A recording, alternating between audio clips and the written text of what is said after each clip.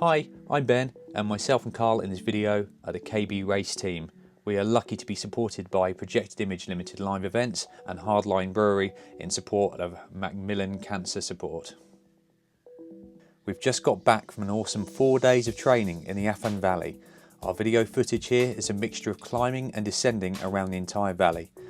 On our trip, we managed to take in the vast network of trails, direct from our accommodation at Afan Valley Retreat near Bryn, riding straight up into the forest park trails of the Blue Scar and Penheath.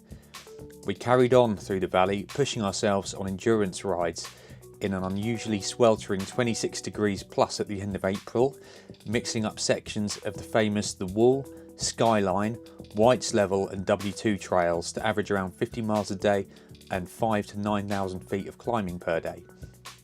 We've not had a chance to ride together for ages, with Karl living in Aberdeenshire, Scotland, and myself living near Hereford.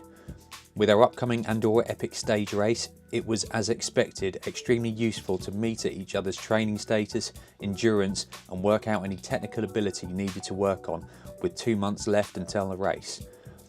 We now know how we are both performing and where we may need to look into switching up training, nutrition and application over the next couple of months to make sure we're strong to support each other on the cooperative pairs race. We also had a chance to look at equipment and on bike storage. After a minor tubeless CO2 problem on day one after a front tyre flat, we worked out what we need to keep with us, what spares to hold in our vehicle as stock, and how to work together to stay calm and sort out problems in the field. We switched up our wheel sets over 4 days of training. Afan is extremely rugged and rough on bikes. I was shocked to find that my Maxxis Exo TR Aspen, which is basically a gravel tyre with a very light tread and a reasonably light sidewall, actually survived the sharp and brutal rocks better than other XC tyres that I will keep unnamed in this video. However, they're very popular and I've had some unfortunate results up in Afan before. Karl played around with various Schwalbe and Wolf race tyres that have been recommended to him at his recent Andalusia bike race, with one of the German teams really recommending those. He got on pretty well with those as well. I think we're both now pretty happy with the general bike setup. I'm now running full RockShox SID flight attendant on my bike, and Karl has this on one of his that he brought as well. He assures me it's obvious how much more efficient it is to have automatically firming and locking suspension. Personally, I've never ridden a bike in Afan with such compliant trail feel as well as ruthless bite going uphill, as the suspension automatically adapts itself to the sharp climbs and challenging technical features both up and down. Flight attendant, as long as it stays reliable, has proven itself to us both and will definitely feature on our bikes for Andorra Epic 2025. We had some time to meet with Andrew from our sponsor Hardline Brewery, who brought us some boxes of merch and his tasty, low-cal, gluten-free selection of beers. Thanks Andrew for coming along. We also got in a little ride with Andrew, which was really cool, one evening, and then we went back to our accommodation to chill.